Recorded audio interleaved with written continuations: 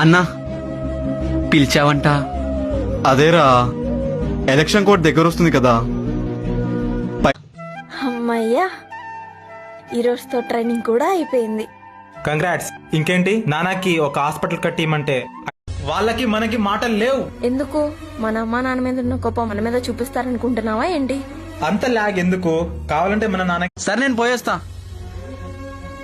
ఎవరి అమ్మాయి? ఇదేనా ఇల్లు కాదా? బా, సిగ్నల్ రావటం లేదేంటి?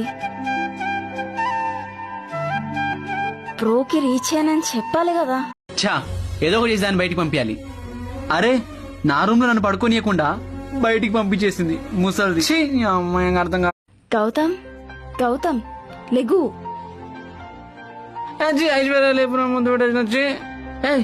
పడుకొని ఏంటి నైట్ బాగా నిద్ర పట్టిందా?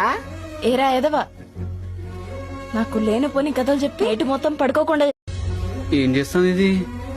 దీని మొగం వేస్తే అస్సలు మంచిగా అనిపించదు అలా. ఛీ, గౌతమ్ ఫీల్ అయ్యావా?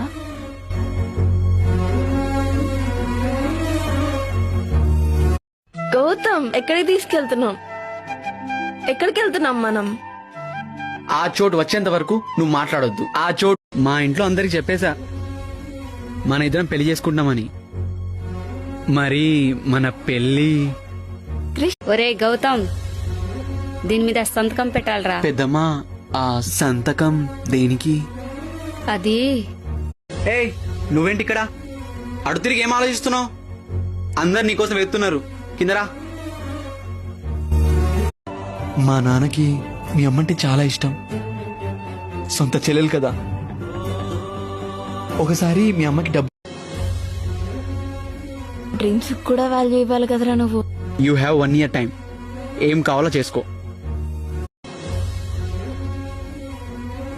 ఏమైంది? ఎవరు తీసుంటారు డబ్బులు?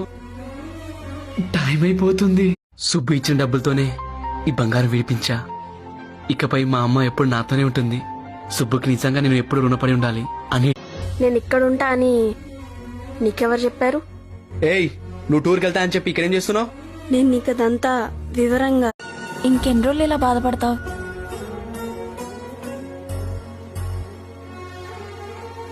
నా జీవితంలో వచ్చిన ఇంకో 10 minutes లో మన కార్ వచ్చేస్తుంది. మనం ఈ బ్రూటల్ విలేజ్ నుంచి వెళ్ళిపోదాం. వీడికి ఎలా చెప్పాలి నా మనసులోని విషయం? వీడు చెప్తే అర్థం. అయినా తనేం తప్పు చేయలేదు. ఆ అమ్మాయి మోసం చేయడానికి వచ్చింది. నీకు చెప్తే నీకు అర్థం కావట్లే. ఆస్తి మారుతున్న పేరు మీద